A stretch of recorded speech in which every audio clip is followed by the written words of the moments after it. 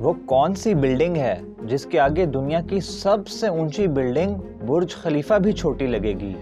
اور کیا ایسا ہونا ممکن بھی ہے؟ برج خلیفہ وہ بلڈنگ ہے کہ اگر اس کے نیچے کھڑے ہو کر پوری بلڈنگ اوپر تک دیکھنے کی کوشش کی جائے تو بندے کی گردن دکھ جائے، کیونکہ یہ 828 میٹر اونچی عمارت ہے۔ لیکن کیا آپ کو معلوم ہے ایک ایسی بلڈنگ آنے والی ہے جو برج خلیفہ سے بھی اونچی ہوگی، اور یہ صرف کوئی 10-20 میٹر اونچی نہیں ہوگی، بلکہ یہ بلڈنگ برج خلیفہ سے بھی 150 میٹر سے بھی زیادہ اونچی ہوگی۔ انسانیت کا ایک ایسا عجوبہ جس کے بارے میں سوچنے سے بھی خوف آتا ہے۔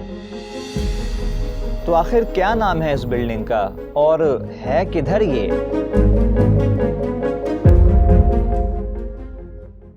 اس بلڈنگ کا نام ہے جدہ ٹاور اور یہ سعودی عرب کے شہر جدہ میں ہے۔ بس مسئلہ یہ ہے کہ یہ ہے نہیں۔ جی ہاں، یہ بلڈنگ ابھی انڈر کنسٹرکشن ہے، لیکن اس کی ڈیٹیلز بہت دلچسپ ہیں، کیونکہ اگر مکمل ہو گئی تو یہ دنیا کی پہلی بلڈنگ ہوگی جس کی اونچائی 1 کلومیٹر یا اس سے زیادہ ہوگی۔ جدہ ٹاور کی ایگزیکٹ ہائٹ تو ابھی تک کنفرم نہیں کی گئی، لیکن جس وقت اسے بنانے کا پلان کیا گیا تھا اس وقت اس کی ہائٹ 1 میل یعنی 1600 میٹر پروپوز کی گئی تھی، یعنی 1.5 کلومیٹر سے بھی زیادہ۔ لیکن عقل والوں کو بعد میں سمجھ آئی کہ اس اونچائی پر ہوا کا جو پریشر ہوگا وہ تو سب کچھ اڑا کر رکھ دے گا۔ اسی لیے پھر 1600 میٹر والے پلان کو کینسل کیا گیا اور 1 میل کی بجائے بات 1 کلومیٹر یعنی 1000 میٹر پر فائنل ہوئی۔ اور ریفرنس کے لیے اگر برج خلیفہ کو دیکھیں تو وہ 830 میٹر کا ہے۔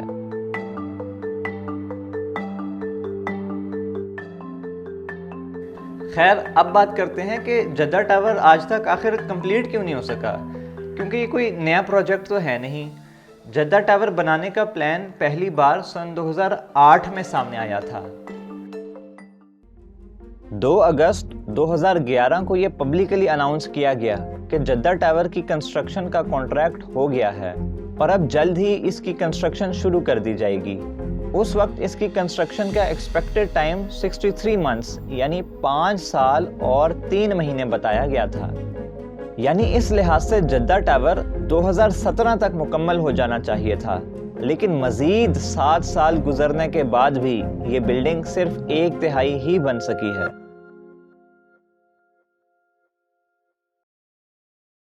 یہ بلڈنگ ابھی تک نہیں بن سکی۔ اس کی 2 وجہ ہیں۔ پہلی تو سیدھی سی وجہ ہے کہ اس کی کنسٹرکشن ہی 2 سال لیٹ شروع ہوئی تھی، 2013 میں جا کے۔ دوسری جو اصل اور بڑی انٹرسٹنگ وجہ ہے وہ یہ ہے کہ سعودی عرب میں 2017 کے آخر میں ایک کریک ڈاؤن شروع کر دیا گیا تھا۔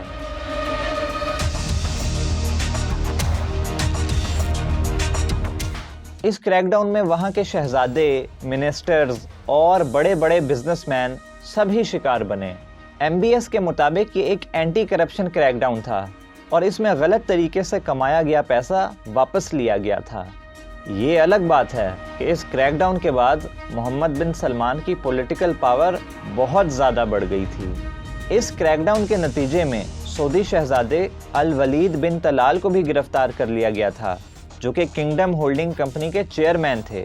یہ کمپنی جدہ ٹاور کا 33% یعنی 1/3 حصہ اون کرتی تھی۔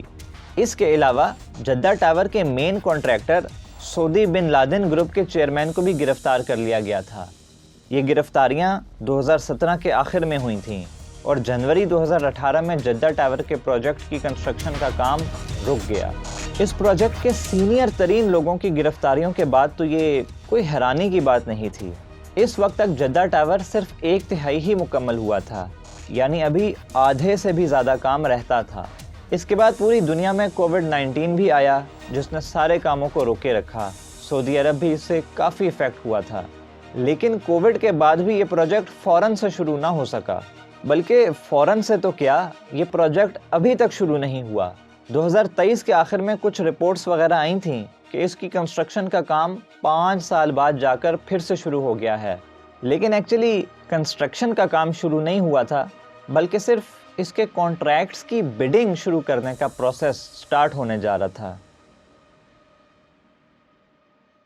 تو لیٹسٹ ڈیٹیلز تو یہی ہیں کہ اس کی باقاعدہ کنسٹرکشن ریسٹارٹ ہونے کی ابھی تک کوئی رپورٹ نہیں، لیکن فرض کریں کہ اس کی کنسٹرکشن آج ہی شروع ہو جاتی ہے، تب بھی اگلے 5 سالوں میں تو یہ کسی بھی طرح مکمل ہونے والا نہیں ہے۔